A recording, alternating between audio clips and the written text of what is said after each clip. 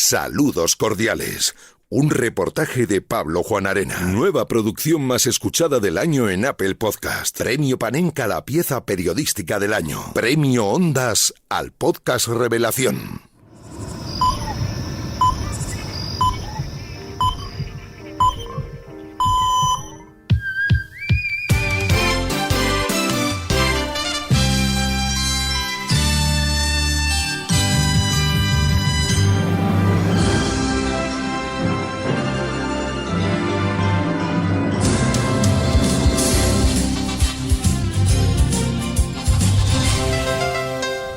Estamos aquí con Amalio. Amalio. ¿Cuántos años de taxista? 35. Y la radio le ha hecho mucha compañía, ¿no? Todo. Y en las noches de radio, ¿usted era de García o de La Morena? Es que pasó casi de uno al otro, ¿no? Pero era más de García. Pues yo creo que el de La Morena aprendió un poquito de García, aunque él dice que no, pero más o menos luego fue casi parecido. Seguimos con más taxistas. De Amalio pasamos a Goyo. ¿Tú eras de José Ramón de La Morena o de José María García? José María García. Generaba su polémica, era entretenido. ¿Y cuando se fue García, le echaste de menos? Sí. Dejó un vacío ahí. Y además luego la pelea esa tampoco había, pues. La pelea. ¿A quién tenemos aquí? Juan José. ¿Y tú eras de García o de La Morena? De La Morena. Lo veía como más alegre, el otro era más serio. Se llevaban bastante mal, estaban siempre tirándose pullas, sí. Ahora ya se han reconciliado, ¿eh? Sí, se han reconciliado ya. Bueno, a la vejez viruela. Eso dicen. Adiós, Juan José. Adiós. Y hola a Manuel. A ver, Manuel, ¿escuchabas a García o a de La Morena? A García. Era un poco soberbio. Pero aún así le escuchabas. Sí. Me gustaba lo que decía, sí. Pues nada, muchas gracias. Nada. Y nuestro último taxista, que se llama Álvaro Fernández. ¿Y tú eras de García o de La Morena en su momento? Mira, yo en su momento fui de García, pues a ver, el proceso lógico y normal, ¿sabes? Pero claro, pues con el tiempo de La Morena le fue comiendo la tostada, por otro lado García ya fue alejándose un poco, ¿sabes? Pero vamos, fui de los dos en realidad, ¿sabes? ¿Y te gustaba esa guerra que tenían entre los dos? No me gusta, porque creo que dentro de la profesión tampoco tienen por qué existir eso, ¿sabes? Yo en realidad no me decanto por ninguno porque los dos me gustan, creo que son grandes periodistas, ¿sabes? Oye, pues era solo eso, ¿eh? Nada, hombre, Juan Arena, que encantado de conocerte, ¿vale? Igual. Te he oído mucho, ¿sabes? Igual. Yo he hablado mucho también. Qué bueno. Demasiado. Suerte, amigo. Gracias. Los taxistas, grandes oyentes de la radio. Bueno, me presento ya. Hola, soy Pablo Juan Arena y voy a contarte una historia. Una historia que ocurrió durante los años 90, aunque empezó en los 80 y acabó en los 2000. Te hablo desde el centro de Madrid. Estoy realizando un recorrido que ha empezado en Gran Vía, en la esquina donde estaba el número 32, baja hacia la calle Alcalá, deja atrás la Plaza de Cibeles y el Ayuntamiento y llega hasta la calle Alfonso XI, hasta el número 4. Es una distancia que se puede hacer caminando en unos 15 minutos, depende de los semáforos, y que separa los estudios centrales de la Sociedad Española de Radiodifusión, la SER, de los de la cadena de ondas populares españolas, la COPE. Son exactamente 1.282 metros, poco más de 1 kilómetro. La distancia exacta que separaba a José María García de José Ramón de La Morena cuando a la medianoche abrían sus micrófonos.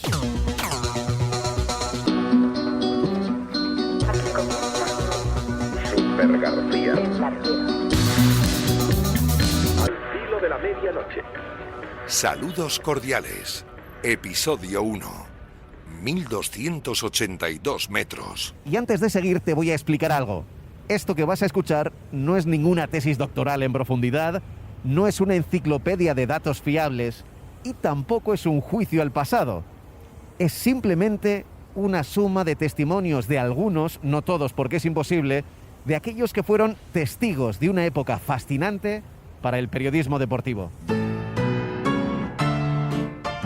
Soy Agustín Castellote y estuve con José María García. Soy Alfredo Relaño, fui director de deportes de la cadena. Soy Cristina Gallo y yo estuve durante 17 años. Soy Carlos Bustillo, llevo trabajando con José Ramón de la Soy Javier Ares, periodista. Soy Juan Antonio Alcalá, 20 años, desde 1900. Soy David Alonso. Soy Antonio Romero, trabajo en la Soy José Manuel Estrada Calzada, más conocido como Pipi Estrada. Soy Antonio Ruiz y estuve... Soy Fernando Soria y trabajé... Soy Javier Alaguna, soy periodista. Soy Paco González. Estuve trabajando con José Ramón. Soy José Manuel Oliván, actualmente en Radio Bueno, pues mi nombre es Javier Herráez. Soy Jesús Gallego, redactor. Yo soy Chus Galán y trabajé. Soy Julián Pulido y... Soy Manolo Lama y estuve trabajando en El Larguero más años que tengo. Y no he hablado todavía ni con José María García ni con José Ramón de la Morena. Ya te contaré por qué.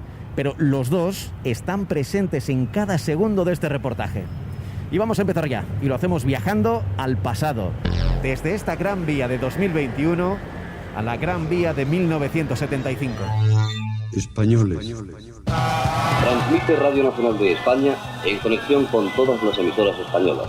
Su Excelencia el Jefe del Estado, Generalísimo Franco, ha fallecido. Tiempos de cambio. La hora cero de esta historia se sitúa en los años 70, cuando un joven José María García llega a la cadena SER desde el diario Pueblo y Televisión Española. Juzguen a esos ejecutivillos de vía estrecha, a esos directivos, maestros en el comer y catedráticos en el beber. Aparecer con regularidad en los pocos medios de comunicación existentes te convierte automáticamente en una celebridad. Te ven y te escuchan millones de españoles en un país que vive grandes cambios políticos y sociales. Se van los 70 y llegan los 80. José María García dirige una sección deportiva en hora 25 en la SER que crece en relevancia y en duración. No es ni mucho menos el mejor horario, la medianoche, pero los oyentes quieren escuchar esa voz distinta, alejada de los locutores habituales, crítica con el poder y que usa decenas de llamativas coletillas, como su ya icónico saludo. En hora 25 les dejamos ya en compañía del deporte. Señor García, buenas noches. Buenas noches, Javier González Ferrari. Buenas noches, señores oyentes. Saludos cordiales. 12 horas 6 minutos. Surge entonces una generación de periodistas que se podrían calificar de indomables, estrellas incluso por encima de sus propios medios. Es el caso de García, que le lleva a criticar duramente a un ministro, a Pío Cabanillas. Don Pío Cabanillas, con ese ni Pío. Lo que desemboca en su salida de la cadena SER y su aterrizaje en un nuevo proyecto radiofónico. Cuando muchos duermen, José María García mantiene bien despiertos a millones de españoles. Cuando muchos callan, él siempre dice lo que piensa. Cuando José María habla, hay algunos que no duermen. Todos los días, todas las noches en Super García, por decir la verdad, José María García ni duerme ni deja dormir. Y tengo la sana intención de seguir pasando sueño con ustedes, naturalmente. En Antena 3 de Radio, somos como somos. El 4 de mayo de 1982 nace Antena 3 de Radio, la autodenominada Radio Comercial Bien Hecha.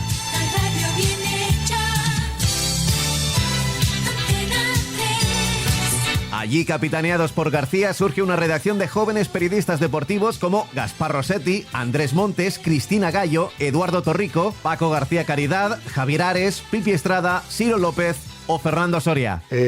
Rossetti, Torrico, Feito y yo. Y éramos el equipo inicial. Y posteriormente viene Andrés Montes. Quinteto inicial de los verdes de Badalona. Ciro López, Andrés Montes. Va a comenzar el choque efectivamente aquí en el... Decían de cachondeo que Andrés era, dice, todos los batallones tienen una mascota y la nuestra era Andrés Montes. Con apenas unas emisoras de frecuencia modulada en Madrid, Alcalá, Valencia y Barcelona, empiezan contando la Copa del Mundo de Fútbol de 1982. La mejor información y el mejor equipo.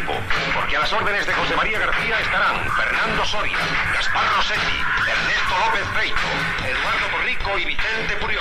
La mejor selección de... Vamos a establecer nuestra primera conexión con el campo del Barcelona. Allí están los enviados especiales de Antena 3, José Manuel Muñoz y Gaspar Rossetti.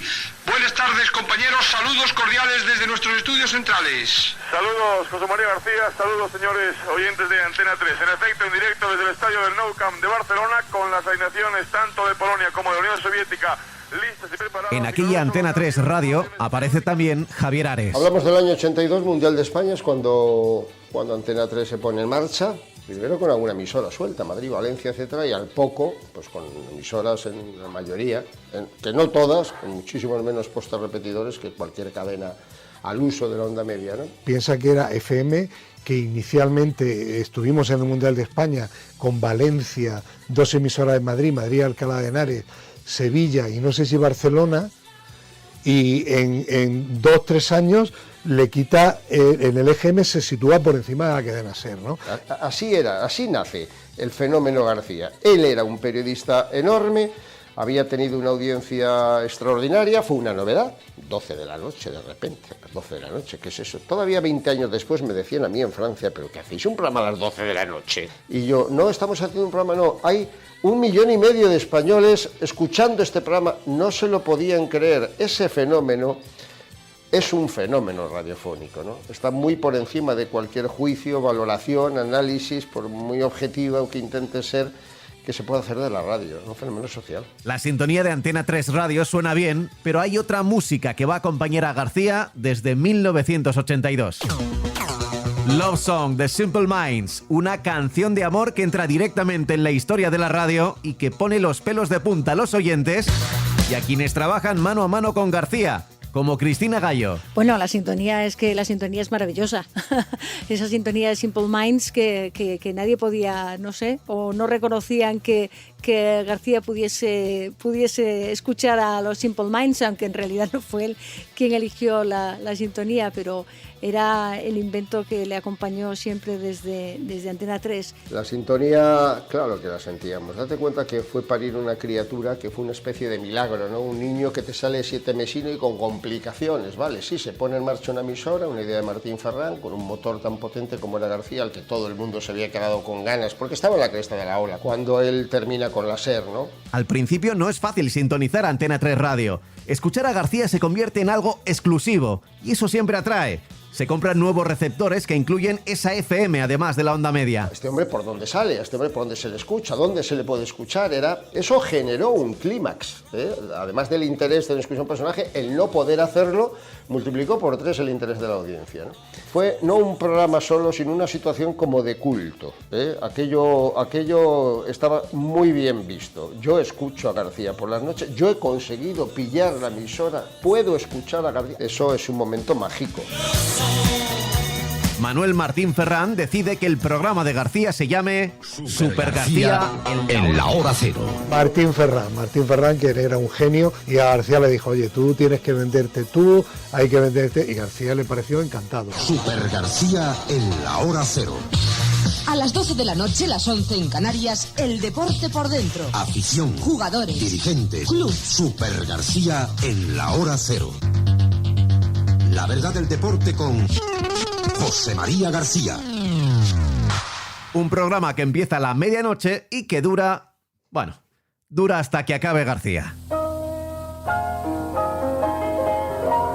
Cada noche llega a su casa polvo de estrellas.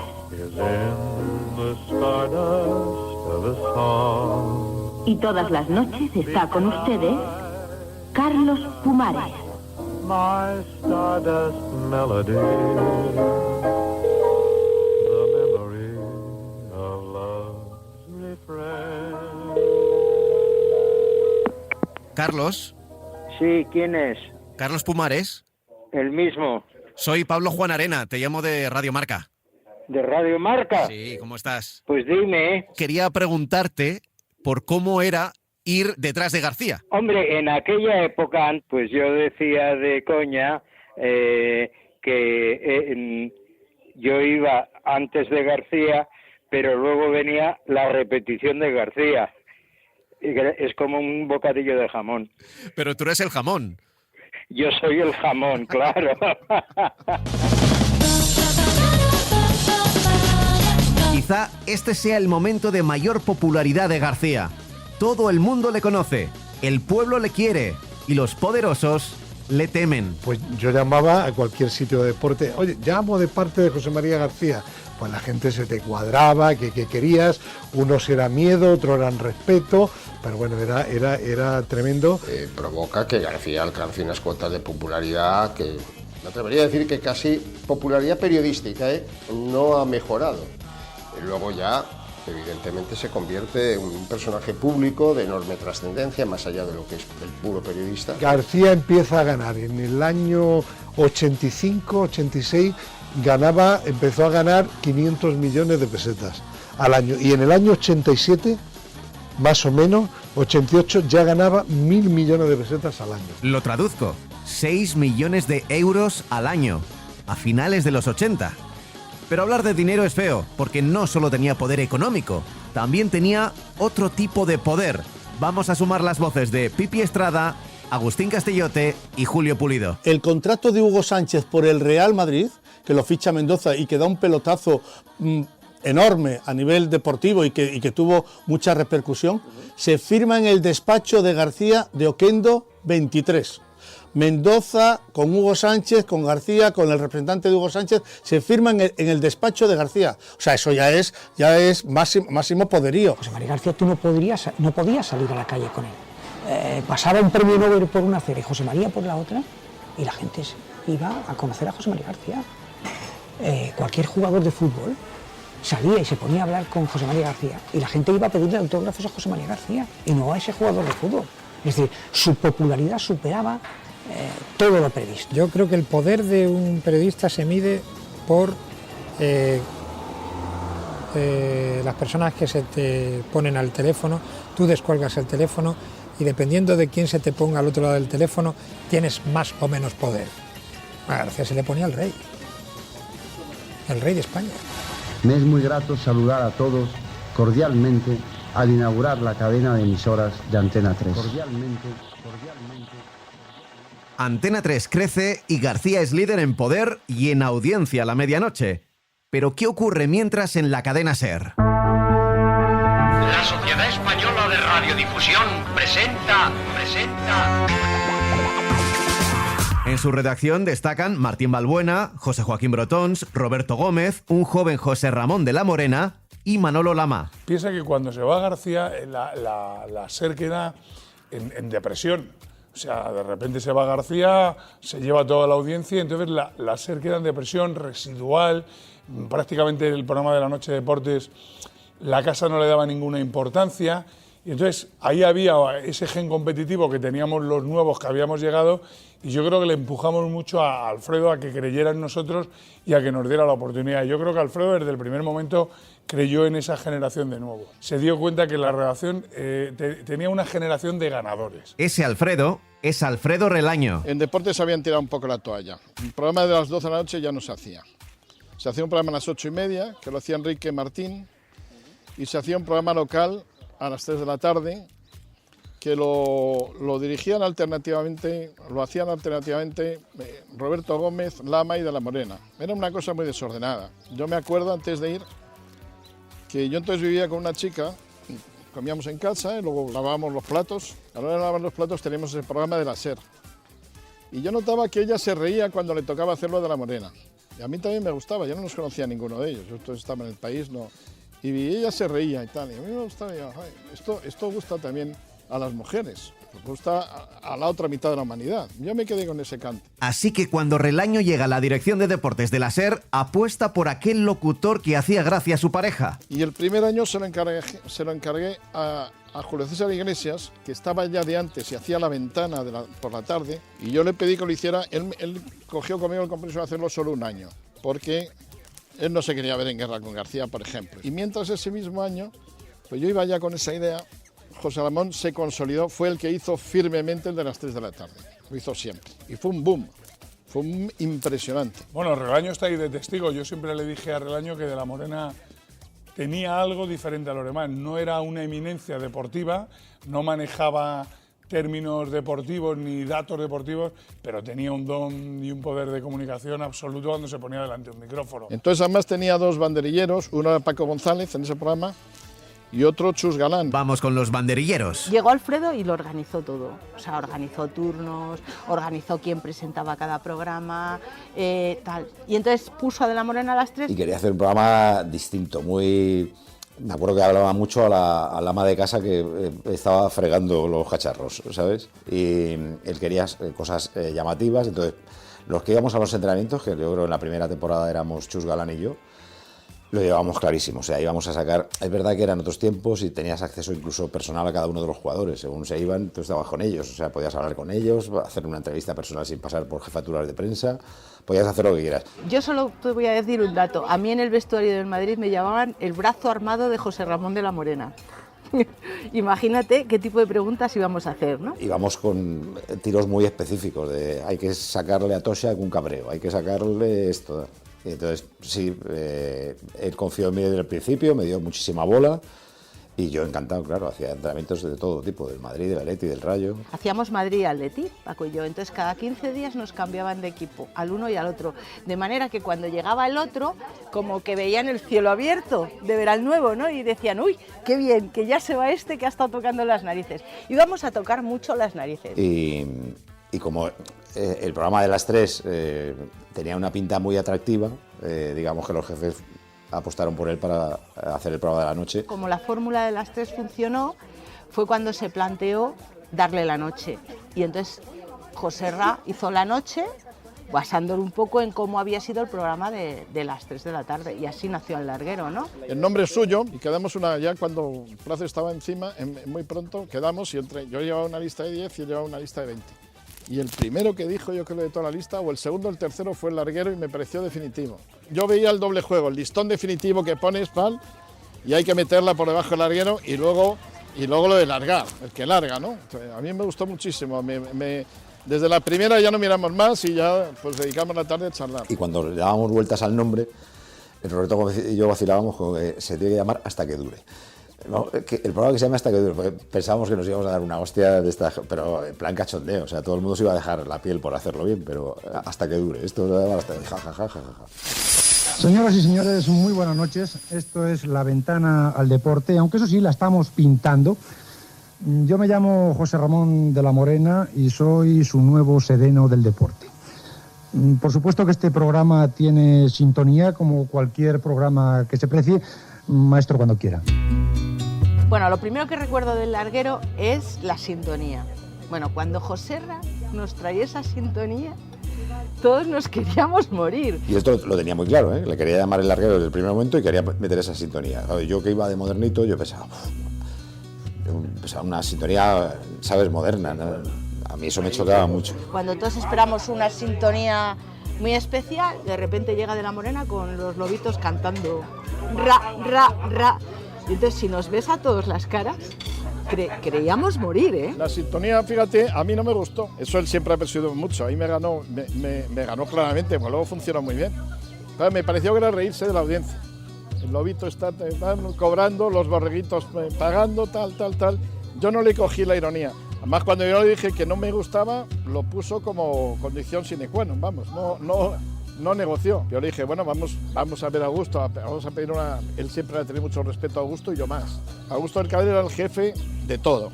Yo era el jefe de deportes, Augusto del Cadero era el que estaba por encima de mí. Y fuimos, Augusto dijo que le gustaba, pues yo ya no discutí más. No hay que confundir melenas, gente rara y gente buena. Los buenos son futbolistas, los machos son futbolistas. Los raros somos artistas. Ra, ra, ra. El lobito está empatando. Tra, La SER, por tanto, ya tiene presentador para el programa de la medianoche, tiene nombre, tiene también sintonía. Ahora falta por definir el tono y el objetivo. Sumamos aquí la voz del productor eterno, Carlos Bustillo. Empezó en septiembre del 89 con una idea nueva, con un, digamos, lenguaje más desenfadado, con una desdramatización un poco de lo que era el deporte y de lo que era el discurso de García, y nacía como una idea nueva, una idea fresca. Mi instinto era el siguiente: yo creo que había un cierto cansancio de la fórmula de García, que era una fórmula casi exclusivamente crítica, muy personalista. Yo no voy a renegar de todo lo que él hacía, pero le quitaba la gracia al deporte. Hablaba de otra manera, su lenguaje era distinto y evidentemente Dios le ha dado esa varita, ese toque para poder traspasar y entrar en los hogares de los españoles. Aparte, yo siempre he entendido que lo diferente funciona. Lo diferente se instala y luego si es bueno, funciona. Pero lo diferente siempre llama la atención. Es una manera de salir. Todo el mundo quería hacer García entonces. Pedro Pablo Parrado, hasta Castellote y tal, todos hacían lo mismo. Lo que hacía De la Morena era radicalmente una cosa distinta. El cambio radical es la forma de tratar al oyente y que el aspecto del programa era coral. En el minuto 15 del programa habían aparecido 7 voces. Que a lo mejor a García no escuchabas otra voz, a lo mejor, bueno, a veces en todo el programa, en toda la hora y media. Y de repente con Joserra llega una fórmula divertida. Vamos a divertirnos haciendo radio y vamos a divertir a la gente contándole la actualidad. Y eso era lo que él buscaba. Se preparaba los programas más que a fondo, ¿eh? Él soñaba con los programas, te lo digo yo. Cambiaba radicalmente, o sea, de la ultraseriedad de García a un tío cachondo que encabezaba un grupo cachondo. Había buen equipo, había un buen coro. Yo decía, todos somos la cuadrilla de José Ramón. José Ramón es el matador. Nosotros somos la cuadrilla. El peón tiene que estar ahí. Cuando te hace un gesto el torero, tú sales y te llevas el toro a otro lado cuando tal. Pero no se puede estar entrando a tocar los cojones. Ahí nos compenetramos muy bien él y yo, porque yo le tenía mucho a la gente en ese sentido a raya. Y luego su forma de plantarse muy campechana, yo vengo del pueblo y soy del Atleti, pero me río de todo, de mí mismo y del Atleti y de los paletos y de lo que haga falta. Le gustaba mucho hacerse el ignorante, decir, atiza, tal.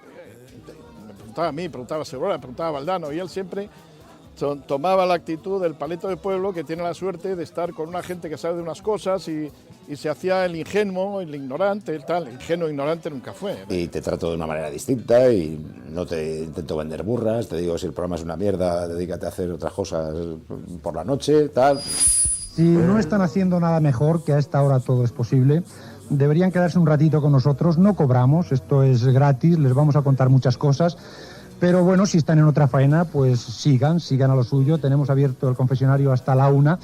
Pero se perderían ustedes... Tenía un don muy natural, aparte de otros, que eran unas entrevistas intimistas muy buenas, que siempre lo han mantenido. Y yo creo que ese fue el gran éxito de La Morena, que él humanizó el periodismo y buscaba el lado humano de las personas, ¿no?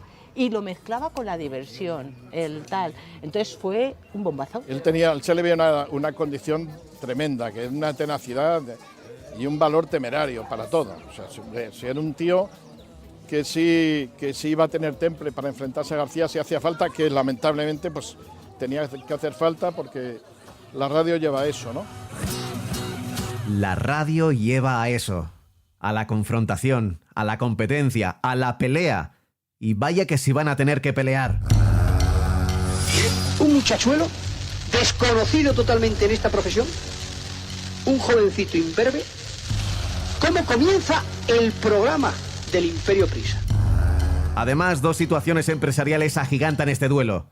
En el verano de 1990, De la Morena se calienta en antena y arremete contra García y también contra Eugenio Galdón, su jefe en la cadena SER. Y entonces La Morena soltó un reúno, soltó una patada en la radio acojonante. Un periodista en este país le pagan 1.000 millones, no le están pagando, le están comprando. Está a punto de ser despedido, pero es apartado un año del larguero que pasa a presentar Paco González. Yo pasaba por allí, llevaba 3 años en la radio. Y decía, pero ¿por qué no lo hace alguien con más experiencia? No, te lo comes tú, te lo comes tú.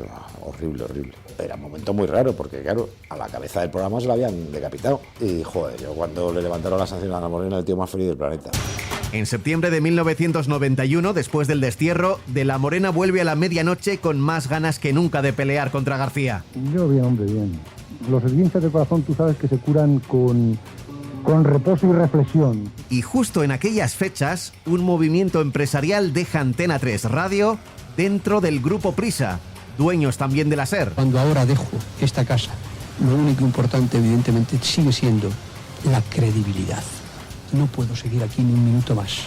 No debo de seguir aquí un minuto más y no voy a seguir un minuto más. Don Jesús de Polanco decía: hemos comprado Antena 3 Radio para mandar en Antena 3 Radio. Yo no le voy a crear una sola dificultad. Al bien llamado Don Jesús del Gran Poder, aquí tiene estos micrófonos.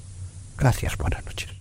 García abandona la que ha sido su casa durante 10 años y no puede cubrir los Juegos Olímpicos de Barcelona, el mayor acontecimiento deportivo de la historia del país. Yo creo que García se llevó uno de los disgustos más grandes de su vida. No poder hacer aquellos Juegos Olímpicos. Y además yo creo que fue un golpe muy duro a nivel emocional para él. Y yo sinceramente creo que esos Juegos Olímpicos a García le dejaron un poco tocado. Pero García no se va a quedar de brazos cruzados. Después del verano del 92, desembarca, junto con otros periodistas, en otro punto del dial. Lo mejor antes de dormir se escucha en la radio por toda la cadena COPE, al filo de la medianoche. Super García. Información superior para escuchar antes de dormir. Primero 10 años inolvidables en la cadena SER. Después 10 años imborrables en Antena 3. Ahora, y más que nunca, Dios y la Santa Madre Iglesia dirá cuántos nos van a quedar aquí. Pero antes que nada, saludar a un amigo. Es portada hoy de todos los periódicos. Se encuentra en los estudios de la cadena COPE en Sevilla. Diego Armando Maradona. Don Diego, muy buenas noches. Muy buenas noches, José María, y toda la suerte del mundo porque te lo mereces. Gracias, Diego, y también para ti, toda la suerte del mundo. Te lo mereces y además, igual que yo, igual que todo el mundo, la necesitamos. Desde ese 14 de septiembre de 1992, García, que sigue siendo líder en audiencia, se dirige a sus oyentes desde los estudios centrales de COPE, a 1.282 metros de José Ramón de la Morena. Saliendo del portal número 4 de la calle Alfonso XI, a la izquierda, hacia Alcalá, de nuevo a la izquierda, dirección Gran Vía, y dejando atrás Cibeles y una parada de taxis, que fue justo donde comenzamos esta historia. Una historia que no ha hecho nada más que empezar.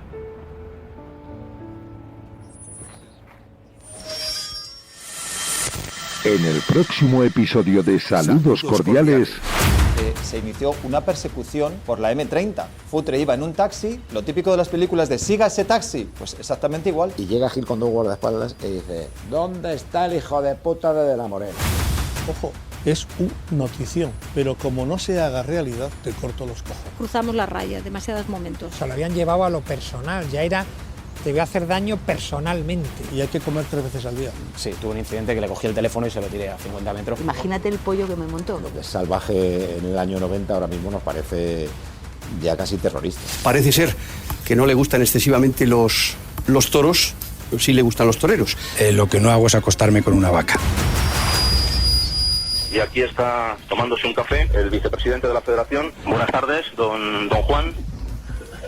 Esto es un micrófono de la cadena SER en la boca de Juan Padrón, que sonríe y que no sabe muy bien a dónde mirar, que parece que no tiene nada que contestar. Imputado Padrón, ¿sabe usted lo que va a decirle al juez cuando le trae el día 17 de diciembre en el juzgado de la Plaza de Castilla? Bueno, pues hoy no me pregunta por mi mujer ni por mi madre, ¿verdad? Sinceramente, Pablo, a ver cómo te digo esto. Saludos Cordiales, un reportaje de Radio Marca, un podcast de Pablo Juan Arena.